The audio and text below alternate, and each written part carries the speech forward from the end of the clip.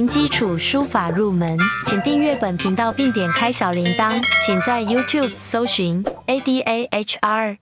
传统观念认为，写书法应该从楷书入手。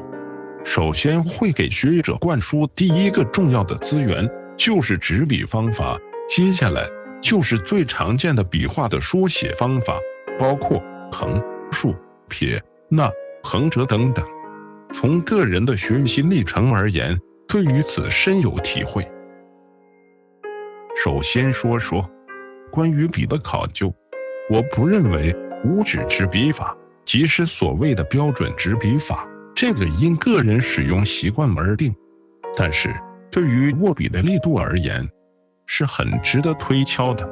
力透纸背，入木三分是我们常见的形容运笔有力的词语，于是很多人在写字的时候就用力握笔，生怕力度不足，运笔时不够灵活，会导致写出来的字体生硬而没有灵性。事实上，我们观看很多字帖，发现所谓的力透纸背，并非是手握笔所发出来的力，我们所能给纸面提供的仅仅是笔对于纸表面的压力与笔的弹力。笔的弹力是由笔的性质、书写者所用的肘力或腕力来决定。而我所说的画圈是什么呢？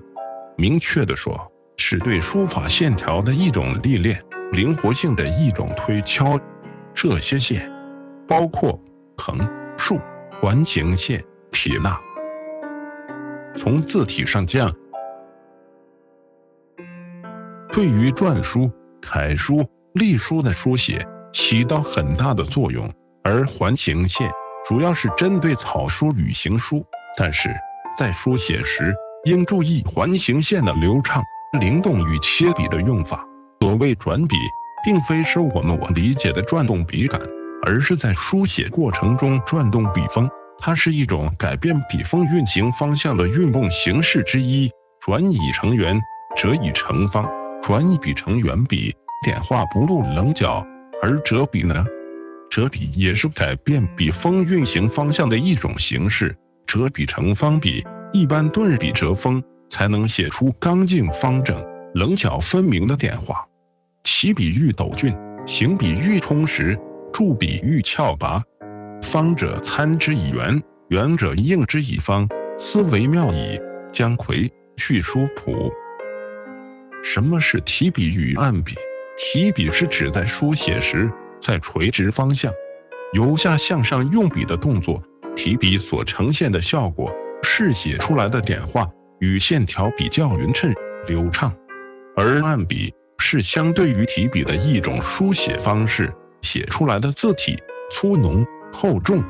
在书写的过程中，应做到按中有帖，题中有按，即所谓运笔重处正须飞题，运笔轻处正须实按。尤其是初学者，更应该多多练习提笔与按笔，用心体会提笔与按笔所呈现的书写效果。董其昌在其画禅式随笔中也曾说道，作书须提的笔起，不可信笔，盖观笔，则其拨画皆无力；提了笔起，则一转一竖，处处皆有主宰。转、竖二字，书家妙诀也。今人只是笔作主，未尝运笔。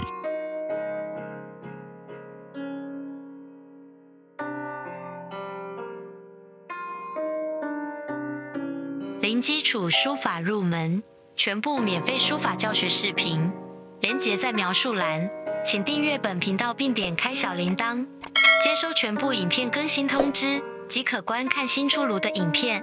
请在 YouTube 搜寻 ADAHR。